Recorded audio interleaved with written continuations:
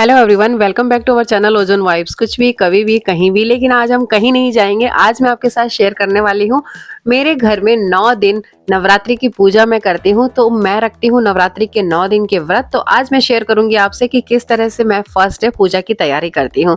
तो सबसे पहले मैं जाती हूँ नहा धो के और माँ का आसन रेडी कर लेती हूँ सफाई करके, ताकि माँ को जब मैं लेके आऊँ तो माँ का आसन जो है वो रेडी रहे। उसके बाद मैं किस तरह की तैयारी कैसे करती हूँ वो भी आपके साथ शेयर करूंगी। तो सबसे पहले मैं गई मार्केट, और आज जानिया यानी कि मेरी भतीजी ने बोला कि बुआ मुझे भी माँ को लेने चलना है आपके साथ। तो हम दोनों बुआ भतीजी सबसे पहले लेके आए माँ को घर, और सबसे पहले बनाए हुए आसन पर मैंने माँ को बिठा दिया, और उसके बाद की बाकी की तैयारियां। तो जल्दी से पहले चैनल को सब्सक्राइब कर लीजिए, फिर बताती हूँ मैं आगे क्या किया मैंने।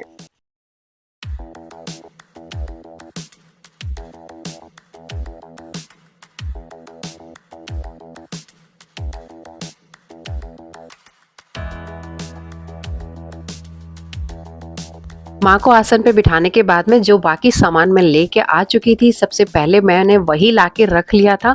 तो उनकी की तैयारी तो आप लोग कैसे करते हैं तो मुझे कमेंट करके ज़रूर बताइएगा, और मेरी कोई गलती हो तो भी आप लोग मुझे कमेंट करके बताइएगा। तो सबसे पहले मैंने माँ के चारों तरफ अशोक के पत्तों की फूल मालाओं की इस तरह से सजाना स्टार्ट किया कि माँ के चारों तरफ एकदम अशोक के पत्ते कहते हैं कि बहुत ही शुभता लिए हुए होते हैं। और उसके बाद लाई थी जो मैं माँ की चुनरी। तो मैंने और जानिया ने दोनों ने मिलकर, देखिए जानिया का हाथ आपको छोटा सा वहां से दिख रहा होगा, और यहाँ से मैं, तो सबसे पहले जानिया ने ही चुनरी को इस तरह से माँ को हमने उड़ाया। और बहुत ही प्यार से, चुनरी काफी बड़ी थी लेकिन इसे जैसे हम लोग साड़ी पहनते हैं ना, वैसे बाकायदा मैंने इस माँ की चुनरी को बिल्कुल साड़ी की पलटे जैसे हम बनाते हैं इस तरह से बनाकर, और मैंने इसको बिल्कुल फिक्स कर लिया। जो हमारे पास में सेफ्टी पिन होती है उससे। काफी बड़ी थी, मुझे थोड़ी सी मशक्कत करनी पड़ी, लेकिन देखिए माँ की पूजा है तो मशक्कत तो बनती है, क्योंकि हम लोग भी तो श्रृंगार करने में बहुत टाइम लगाते हैं। और आप देख रहे होंगे कि पीछे की तरफ जो मेरी फिक्स्ड माँ की मूर्ति है वो भी मेरे मंदिर में, वो हमेशा मेरे पास रहती है। और ये वाली मूर्ति है जिनका हम विसर्जन करेंगे नवरात्रि के 9 दिन। और ये देखिए उसके बाद में मैंने और जानिया ने पहनाई एक माला, लेकिन माला भी हो गई बड़ी, तो फिर मैंने पीछे से उस धागे को तोड़ा, और तोड़ने के बाद में मैंने उसे छोटा किया। बाकी की तैयारी के लिए अब मैंने सबसे पहले स्टार्ट किया दीपक की थाली को सजाने का काम। तो हमने रखा है सेंटर में दिया, और फिर हम जो लेके आए थे फूल, उससे की मैंने इस थाली की पूरी सजावट। बहुत ही सिंपल तरीके से मैं पूजा कर रही हूँ, और सजावट जो है वो मैं ऊपर से लाइटें और फूल मालाएं ये सब मैंने आज बाद में किया, क्योंकि कल तक मैं बहुत बिजी थी, बहुत ज़्यादा टाइम इस बार नहीं मिल पाया, मैं थोड़ा सा आउट ऑफ स्टेशन थी। लेकिन आज सुबह उठकर मैंने सारी तैयारियां जल्दी से कर ली, क्योंकि कल मैं बहुत थकी हुई थी और मैं सो गई थी। तो देखिए इस तरह से मैंने यहाँ पर दीपक की थाली को सजा दिया है। उसके बाद मैंने कलश का जो है पानी से भर के उसके ऊपर नारियल रखा। मैंने यहाँ पे कुमकुम और चावल भी यहाँ पर इस तरह से हमने तैयार कर लिए। और आप देख रहे होंगे कि साथ साथ जानिया जो है ना, जितने भी बहुत सारे फूल थे उनसे चारों तरफ से वो सजावट कर रही थी। यहाँ पर मैंने एक बाती यानी कि रुई की हम यहाँ पर बाती बनाते हैं, और वो मैंने इतनी लंबी बनाई है क्योंकि ये 9 दिन मेरे यहाँ पर अखंड ज्योत लगती है, और इसे हम बुझने नहीं देते हैं। माँ की कृपा है आज तक, और ये वाकई में 9 दिन बिल्कुल अखंड चलती रहती है और बिल्कुल नहीं थकती है। जब 9 दिन हो जाते हैं और उसके बाद में हम विसर्जन करते हैं, तभी हम इसके अंदर पूजा करना 9वें दिन जो है उसके अंदर लास्ट हम इसके अंदर तेल या घी जो भी आपकी श्रद्धा है वो डाला जाता है।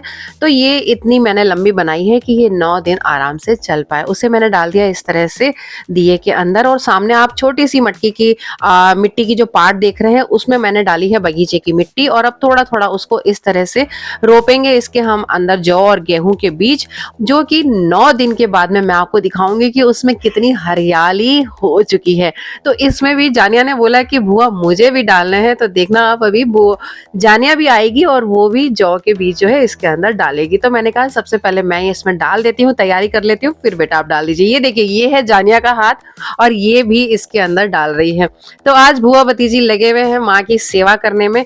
फ्रूट्स मैंने रख दिए हैं प्रसाद के लिए, मैं यहाँ पर पेड़े ले आई हूँ। तो फ्रूट्स भी जितने एक टाइम में मतलब 2-3 दिन हम जितने खा सकते हैं प्रसाद के रूप में, वो मैंने यहाँ पे ले आई हूँ। और वैसे यहाँ पर रोज चढ़ते रहते हैं। और ये है बच्चों को बांटने के लिए चॉकलेट्स।